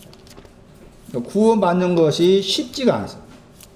요나서 2장 1절 큰 물고기가 삼켰다. 물고기 배 안에 있어야 돼. 요나서 2장 10절이 구원, 우리가 복음성에 나온 구절이잖아요. 구원은 어디로부터? 여호와를 향해서죠. 여호와께 속했다. 구원은 여호와께 속한 거다. 여호와께로서 만미암다가 했을 때 앞에 있는 전사가 속하다. 또 어떤 방향을 가리킨 단어지만 여기 속하다. 구원은 여호와께 속한 거예요. 그래서 이게 요나서 2장의 말씀에서 2장 거기 2절 말씀부터 시작해서 기도했다겠죠. 요나가 기도했죠. 그리고 그 기도가 거기 이제 10절에 맞춘 거지. 기도가 10절에 와서 맞춰요. 10절에 와서 맞추는데 그 기도의 마지막 부분이 구원을 말하잖아요. 찾았어요? 구원 찾았어요? 그리고 구원을 받으려면은 먼저 2장 1절에 어디 가야 된다고? 물고기 뱃속에 들어가 있어야 돼. 그래서 마태복음 거기 12장 40절 말씀에서 많은 사람들이 표적을 원하니까 무슨 표적밖에 없다겠어? 요나의 표적밖에 없단 말이 그 말이야. 요나의 표적밖에 없단 말이. 물고기 뱃속에 있어야 되고. 그런데 물고기 뱃속에 기도했다겠죠? 2절에? 뱃속 나오죠? 뱃속에서 기도한 내용이 두 가지입니다. 하나는 3절에 고난 받는 것으로부터 나오기 위한 기도. 다른 하나는 수월이잖아요? 수월이 뭐예요? 음부죠? 음부 뱃속으로부터 나오기 위한 기도입니다. 두 가지 기도입니다. 거기에서 뱃속이란 말 나오죠? 어느 성경 보세요. 다르죠? 달라요. 이 다른 것을 알아야 돼. 이 다른 것을 알아야만이 이 다른 내용이 구원과 연관돼. 다른 내용이 이 뱃속 2장 1절의 뱃속 2장 1절은 배 안에 있다. 배 안에. 2장 2절은 배로부터 나오는 거야. 로부터 나온 거예요. 2장 3절은 거기도 로부터 나오는 거예요. 뱃속에서 나오는 거예요. 그런데 같은 배인데 같은 배로 번역했지만 언어가 달라요. 다르잖아요. 이 다른 차이가 창세기 25장 가야 돼. 창세기 25장 23절 이하의 말씀에서 리브가와 관계해서 에서와 야곱을 언급할 때 이 두 단어의 뱃속이 나와. 두 단어의 배가 나와. 이 두 단어가 헬라로 옮길 때 사도행 3절 2절 말씀에 어머니의 무엇으로부터 하겠어요? 태로부터 뭐가 되었다? 절뚝발이 되었다 했을 때 코일리아입니다. 코일리아 하는 것도 쉽지가 않습니다. 요한복음 7장 38절에 그의 배로부터 생수의 강이 흘러나온다 할 때 그 배가 뭐냐? 이 두 단어의 의미를 알아야만이 해석할 수 있는 부분이에요. 자, 그만큼만 하시고 다시 돌아오세요. 요한복음 4장 14절 말씀. 영원에 대한 설명. 영원 안으로 결단코 목마르지 않는. 영원이 뭐냐는 거예요. 영원. 아이온입니다. 영원. 자, 영원에 대한 설명입니다. 로마서 12장 2절 보세요. 로마서 12장 2절. 이 구조들 잘못 알고 있습니다. 세대가 영원입니다. 영원 번역이에요. 이 영원입니다. 영원을 언급할 때 이가 나온 영혼이 있고 저가 나온 영혼이 있습니다. 이가 나온 영혼이 있고 저가 나온 영혼이 있어요. 이는 영어로 this가 되고 저는 that이 됩니다. 저 영혼이 있고 이 영혼이 있다. 로마서 12장 2절 말씀에 이 영혼에 대해서는 본받지 말아라. 또 이 영혼은 어떤 영혼이길래 본받지 말라겠느냐? 에베소 2장 2절. 풍속이 영혼입니다. 잘못 번역했어요. 거기도 이가 붙어 있습니다. 이 세상의 영혼을 쫓아서 행했다. 풍속이 영혼이에요. 이 세상의 영혼을 쫓아서 고린도후서 4장 4절 이 영혼의 하나님입니다. 신이 하나님 잘못된 번역입니다. 하나님 번역이야 됩니다. 이 영혼의 하나님, 이 영혼의 하나님이 믿지 아니한 자들의 마음을 혼미케 했다. 고린도후서 4장 4절. 이 영혼, 이 영혼. 누가 10장, 20장. 영혼에 대한 의미. 영혼이 뭐냐? 누가 20장 34절, 35절. 이 영혼의 자녀들, 이 영혼의 자녀들. 이 영혼의 자녀들은 어디 갑니까? 장가가고 시집갑니다. 이 영혼의 자녀들은 장가가고 시집갑니다. 누가 20장 35절. 저 영혼입니다. 저 영혼의 자녀들은 합당히 여기면 맞다. 저 영혼의 자녀들 합당히 여기면 맞다. 그런데 저 영혼의 자녀들은 뒤에 말씀에 장가가지 않는다. 시집가지 않는다. 무슨 말일까요? 차이가 있는 거예요. 이 영혼과 저 영혼의 차이. 이 영혼을 가진 사람은 어디 간다고 했어요? 20장 34절 말씀. 어디 가요? 장가 갑니다. 결혼잔치로 갑니다. 결혼잔치의 신앙은 어떤 사람이 들어갑니까?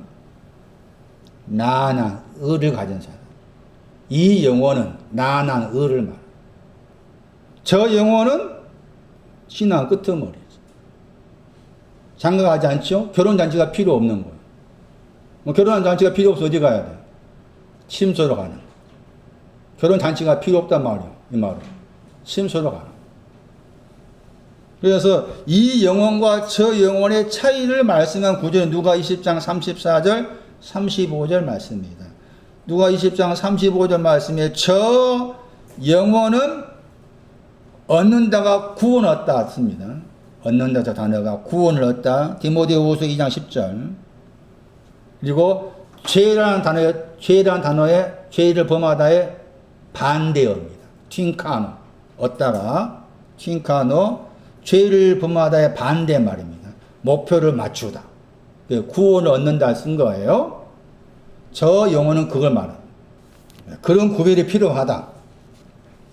자 그러면은 요한복음 14장 4장 말씀에서 영혼 안으로 목마르지 않는다고 했을 때 이 영혼은 이 영혼을 말한 것이냐 저 영혼을 말한 것이냐 그렇게 구별을 해야 되겠죠. 당연히 이제 이 영혼은 아니라 그 말이죠. 그런 생각하셔야 되고 그 다음에 생각해야 될 것이 이 영혼이라는 단어가 히브리어의 두 단어에서 왔어. 그러니까 다른 아까쯤에 이 영혼이란 말 썼을 때 왜 그게 약간의 부정적 의미가 들어있는 것으로 말씀하고 있는가 하는 것도 생각을 해볼 필요가 있습니다. 영혼이라는 단어가 히브리어의 두 단어를 헬라어로 옮겼을 때 아이온, 영혼 이렇게 번역한 거예요. 영혼 번역한 거예요. 하나는 올람이라는 단어. 올람이라는 단어를 헬라어로 옮겼을 때 이 아이온 여기에 해당이 됩니다. 그런데 올람이라는 그 단어에는 숨겨져 있다가 들어있습니다. 숨겨져 있다. 숨겨져 있다의 대표적인 구절이 시편 90편 8절이었어요. 영혼이라는 단어가 올람인데 올람이라는 그 영혼이라는 그 단어 속에 숨겨져 있다 하는 단어가 들어있구나. 시편 90편 8절에 은밀한 죄 할 때 저 단어가 숨겨져 있다. 우리가 배웠던 것처럼 진리는 뭐였습니까? 숨겨져 있지 않다가 진리였습니다. 그래서 알람입니다. 알람. 그리고 올람이라는 그 히브리어의 그 영혼의 단어 속에도 숨겨져 있다고 그랬어요. 올람이라 했을 때 그 올람을 번역할 때 영어 번역하는데 그 단어 자체가 숨겨져 있다가 들어있고 그 단어의 동사가 90편 8절 말씀처럼 주의 얼굴에 빛이 숨겨져 있다 할 때 그렇게 사용을 한 거예요. 올람이라는 단어가. 그런데 그 올람이라는 단어가 숨겨졌다고 했을 때 숨겨져 있는 내용도 여러 가지 있을 거 아닙니까? 네, 여기서 4장 13절인가 말씀이 뭐가 숨겨져 있었어요? 말씀이 숨겨졌다고 했죠. 말씀이 숨겨져 있다. 그러니까 여기 말씀에서 요한복음 4장 14절 말씀에서 영혼 안으로 결단하고 목마르지 않다고 했을 때 방금 소개한 올람이라는 그 영어 헬라어에는 올람이라는 히브리어 올람이라는 그 히브리어에는 숨겨져 있다가 들어있다겠죠. 숨겨져 있다가 들어있다. 그러면은 또 숨겨져 있다는 의미를 가지는 그 올람이라는 그 히브리어의 헬라어가 아이온인데 요한복음 14절 말씀에 숨겨져 있는 영혼 안으로 결단하고 목마르지 않다. 말이 되겠어 안 되겠어? 숨겨져 있는 영혼 안으로 목마르지 않습니다. 한편은 말 된 것 같지만 안 되죠. 숨겨져 있는 거 없어야 돼. 진리. 그랬을 때 다른 히브리를 가지고 있어야 돼. 그래서 제가 소개했잖아요. 아예 외워야 돼. 올람 숨겨져 있다. 이게 영혼의 단어의 뜻이다. 다른 하나는 아드라는 단어입니다. 아드. 이제 성경을 살펴볼 텐데 이 아드라는 단어가 여기 요한복음 4장 14절 말씀에 영혼 안으로 했을 때 이 영혼의 히브리어입니다. 아드. 아드라는 그 단어도 영혼. 올람도 영혼. 그런데 올람은 영어로 번역하지만은 단어 자체 속에 숨겨져 있다가 들어있는 단어다. 그리고 그 단어의 동사도 숨겨져 있다 하는 의미가 들어있는 숨겨져 있는 것은 부정적 의미입니다. 숨겨져 있지 않았는데 숨겨져 있는 것이니까 부정적 의미입니다. 그래서 요한복음 14절 말씀에서 영혼 안으로 결단하고 머물지 않다고 했을 때 이 영혼은 올람에 해당되기보다 아드에 해당이 된다. 시편 132편 12절. 시편 132편 12절 말씀에 영혼이 할 때 영혼 아드 영어로는 포에 그 다음에 히로 번역된 단어가 까지란 말입니다. 정확하게 보면 영혼까지예요. 시편 132편 12절 말씀에 영혼까지 네 영혼 뭐예요? 위가 보좌예요. 보좌에 앉아있는 거죠. 주님이 주시는 물은 보좌에 앉게 하신 것을 말합니다. 영혼이 목마르지 않는 것은 보좌에 앉는 것을 말합니다. 같은 시편 132편 두 번 나옵니다. 14절 영혼까지 쉴 곳 안식입니다. 안식. 주님이 주시는 물은 영혼이 목마르지 않는다. 당신의 쉴 곳이니까 당신의 안식이니까 안식. 영혼까지라겠죠. 아드. 모든 명사는 다 동사가 있다라는 말은 약간의 어폐가 있을 수 있지만은 대부분이 명사는 동사를 가지고 있죠. 그래서 지금 제가 소개를 드리고 있는 이 영혼의 의미는 우리가 보통 성경 구절에서 영원한 생명이 돼. 영원이라는 말이 나올 때 항상 시간적인 개념을 생각해요. 대부분. 영원히 산다 하니까 시간적으로 영원히 사는 것으로 시간적으로 영원하다. 그러나 시간적 의미의 영원이 아닌 신앙적 의미로서 이해하셔야 된다. 신앙적 의미로. 올람이라는 영혼은 숨겨져 있는 것. 숨겨져 있는 것. 그 다음에 여기 또 아드라는 영혼은 영혼의 단어에 동사가 나오는데 그 동사는 단장하다. 단장하다. 그러니까 내 안에 단장한 것이 있으면은 거기 뭐가 있다고 말이야 안에. 영혼이 있다고 말이야. 영혼, 아드. 내 안에 단장한 거 있으면은 지금 내 안에 영혼이 있다 이런 말이야.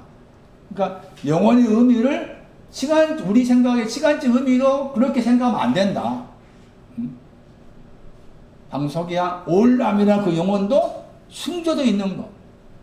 아드라는 그 영혼의 의미의 동사가 아다인데 이게 대표적인 구절이 단장하다다. 내 안에 은밀한 숨겨져 있는 걸 가지고 있으면 그것이 내 속에 영혼이 있다 그 말이고 약간 부정적 의미가 그 말이죠. 부정적인 것이 있다 그 말이에요. 부정적음이 영원히 있다 그 말이에요. 그 다음에 여기서처럼 결단코 목마르지 않는 영원 안으로라는 그 표현 속에서는 내 안에 단정한 내용이 있으면은 지금 내 속에 영혼이 있다. 그런 의미로 이해를 해야 되겠다. 시간적 의미로서 영원히 산다. 그렇게 생각하면은 곤란하다. 이사야 61장 10절. 내가 주는 물은 영원히 목마르지 않는다고 했을 때 당신이 주는 물은 살아있는 물인데 그 살아있는 물은 영혼 안으로 들어가게 한다. 영혼이 뭐냐? 보좌에 앉는 거, 당신의 안식, 그 달리 말하면 동사로 설명이 가능한데 동사가 나와 있는 대표적 구절 이사야 61장 10절 신부가 자기 보물로 뭐하다? 이 단어 신부가 자기 보물로 단장한 거 이게 영혼입니다. 영혼. 지금 내 안에 당신의 신부가 되려면 보물이 있어야 되는 거죠. 보물로 단장해야만이 신부가 되는데 신부가 보물로 단장하고 있을 때 그것이 곧 내 안에 영혼이 있다. 그런 의미다. 그런 의미로 이해해야 된다. 우리가 알고 있는 시간적 개념이 영혼이 아니다. 자기 보물이 그릇들이었죠. 그릇들로 단장해야 됩니다. 그 그릇들 내용이 뭐냐? 룻기 2장 9절 말씀에 위로 물을 길어 올리는 그릇. 물을 위로 길어 올리다. 룻기 2장 9절이었어요. 위로 물을 길러 올리는 그릇도 신부로서 단장해야 될 보물 그릇입니다. 호세아 8장 8절 보십니다.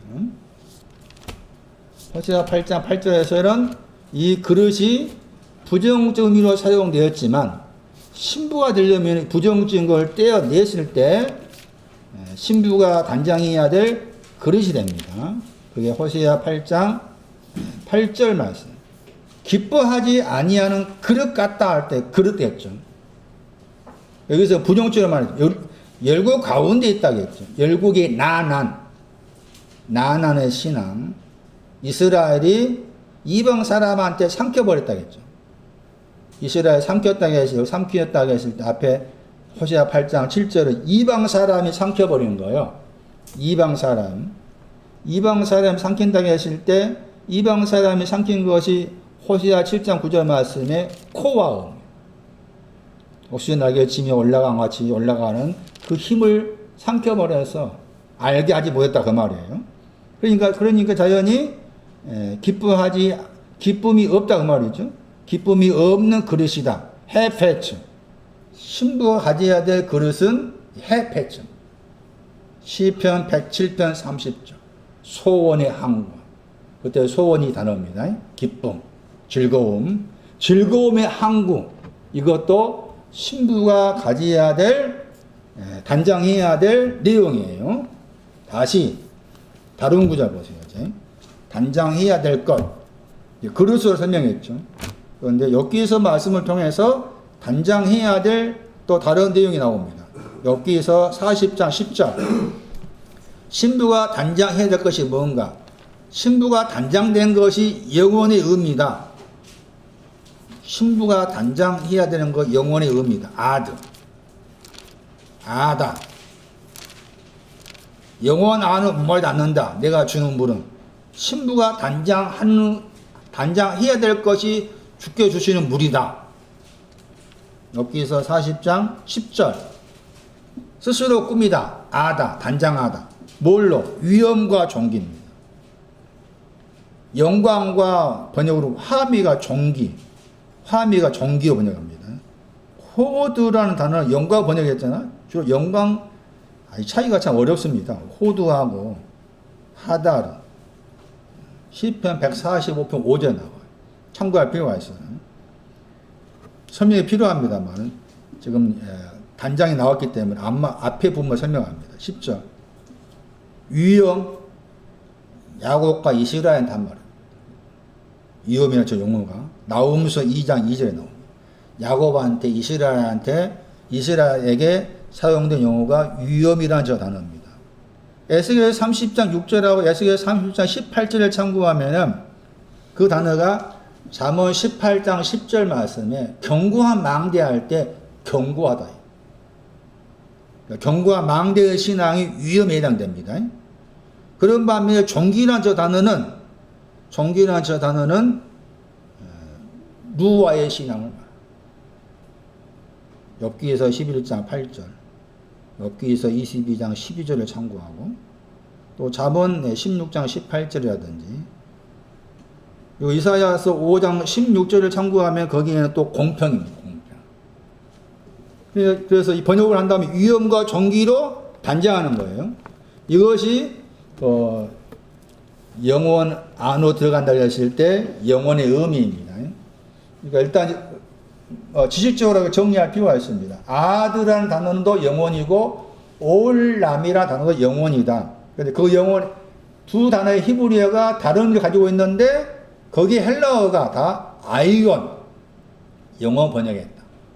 그런데 그것을 또 누가 20도 말씀에서는 이 영원 저 영원 구분을 지었다. 세대나 번역은 아니다. 영원 번역해야 된다. 이 영혼을 본받지 말아라. 로마 12장 2절. 그 말 도대체 무슨 말인가? 에베소 2장 봤던 것처럼 이 세상의 영혼을 쫓아서 행했다. 무슨 말인가? 했을 때 아이온 영혼의 의미를 지금 대략 설명드린 그런 의미로 이해를 하신 것이 필요하다. 그래서 아드에 해당된 영혼의 대표적 구절이 시편 130에 소개한 구절이라 할 수가 있겠고, 그 다음에 숨겨져 있다와 관계된 올람이라는 숨겨져 있는 거, 숨겨져 있다와 관계된 성경 구절 아예 딱 외워야 돼. 왜 외워야 되는가 하면은 진리는 숨겨지지 않다 했잖아. 영과 진리 안에서 예배한다 했을 때 숨겨져 있지 않는 것이 예배한 거니까. 그러니까 숨겨져 있었는데 숨겨진 것이 정리된 것이 진리 안에서 예배지. 진리 안에 있어야만이 아버지께 입맞춤할 수 있지. 진리 안에서 있어야만이. 그러니까 진리는 숨겨지지 않다가 들어있었다. 그러니까 숨겨져 있는 게 먼저였고 올람 영혼도 숨겨져 있는 게 먼저다. 근데 그것이 정리가 되어야만이 숨겨져 있지 않다가 된다. 그러면 숨겨져 있는 내용이 뭐냐? 그게 아까 아침에 대표적 9절 10편 90편 8절 얼굴이 숨겨져 있는 거 레위기 4장 13절 말씀이 숨겨져 있는 거 욥기에서 참고하세요. 욥기에서 6장 16절 욥기에서 42장 3절 이런 구절들도 숨겨져 있는 것이 뭔지를 말씀하는 대표적 구절을 알 수가 있어요. 그러니까 그런 구절들은 기억할 필요가 있어요. 왜냐하면은 숨겨져 있는 것이 영혼의 의미가 들어있기 때문에 그래서 숨겨져 있다를 가지고 있는 그 영혼은 부정적 의미가 들어있는 것이고 이 소개한 단장하다 관계된 이 아들한 영혼은 오히려 긍정적 의미가 들어있는 것으로 영혼이다. 그런데 이 두 히브리어의 헬라어를 옮길 때 여기서 번역한 것처럼 영혼 또 다른 곳에서는 세대 번역 때 아이온으로 옮겼다. 여기서는 아드와 연관해서 보호자에 앉아있는 것이 영혼이고 또는 하나님의 안식이 영혼이고 신부로서 단장된 것이 영혼이고 계시록 21장 2절 말씀이 또 대표적 구조로 신부로서 단장해야 할 내용이죠. 뭡니까? 거룩한 성 새 예루살렘이 하늘로부터 아버지께로 내려오는 것으로 단장했다. 거기. 그 구절도 신부로서 단장해야 될 내용을 설명한 구절이에요. 성이 돼야 되고 거룩함도 있어야 되고 하늘도 있어야 되고 아버지도 있어야 되고 이게 또 신부로서 단장해야 할 내용을 설명하는 구절이 계시록 21장 2절이죠. 남편을 위해서 신부가 단장한다고 했을 때 성이 돼야 되고 거룩함도 있어야 되고 또 예루살렘 내용도 있어야 되고 하늘도 있어야 되고 하나님이라겠죠. 하나님도 있어야 되고 그런 내용을 또 단장해야 될 내용으로 말씀하고 있는 것이죠. 자, 되풀이해서 말씀드리지만 나중에 구원을 설명하겠지만 구원이라는 의미를 너무 쉽게 접근해서 생각해서는 안 돼요. 구원이 나에게 오기까지 과정을 잘 묘사해 주고 있는 게 요나서 2장이고 왜 주께서 표적을 설명할 때 요나의 표적밖에 볼 것이 없다. 나도 3일 3야를 뱃속에 있었다 하는 표현은 나와 말했는가 했을 때 요나가 그 표적 가운데 있는 뱃속 집에 가서는 여러 번 저도 여러 번 보고 있지만 여러분도 여러 번 보세요. 창세기 다시 보세요. 25절 23절 번역을 태중 번역했죠. 태중 번역했죠. 히브리어의 베텐이 베텐. 아까 요나서 2장에 나왔어요. 이 베텐이 요나서 2장 2절에서는 음부 수월이라고 했어요. 내가 복중 번역했죠. 태중이라 할 때 중이라는 단어는 안에 태 안에 있단 말이에요. 이 태는 누구 태예요? 너의 태는 너는 리브가 그러니까 리브가가 지금 야곱과 에서를 품고 있는 것을 풀어놓은 거예요. 그 태 안에 있다고 했을 때 태 안에 있는 야곱과 에서를 가리켰을 때 야곱 에서는 뭐라고 누가 하면 두 국민이라고 그랬죠. 국민이 이방인 나는 신앙에 온 사람으로서 둘에 걸려있는 거. 둘 에레미야 4장 13절 그 태 안에 있는 것이고 그 다음에 또 둘이 나오잖아요. 이 둘이 이제 에레미야 2장 13절에 걸려있다 그 말이에요 지금. 그런데 태 안에 걸려있는 거기 이방인하고 민족에 걸려있는 거 다르다. 차이를 보세요. 차이가 뭘까요? 다시 말하면 국민의 신앙이 더 높은 것인가 민족의 신앙이 높은 것인가 하는 거예요. 국민의 신앙이 더 낮고 민족의 신앙이 더 높다. 왜? 두 민족이 어디에서부터? 복중에서 붙어있죠. 거기 헬라어 보세요. 사도행전 3장 2절 요한복음 7장 38절 갈라디아 1장 15절 누가 1장 15절에 나온 단어죠. 로부터 테로부터 나눈다겠죠. 이 족속이 저 족속보다 이 족속이 야곱이 저 족속 에서보다 뭐하다? 강하겠다. 단어 보세요.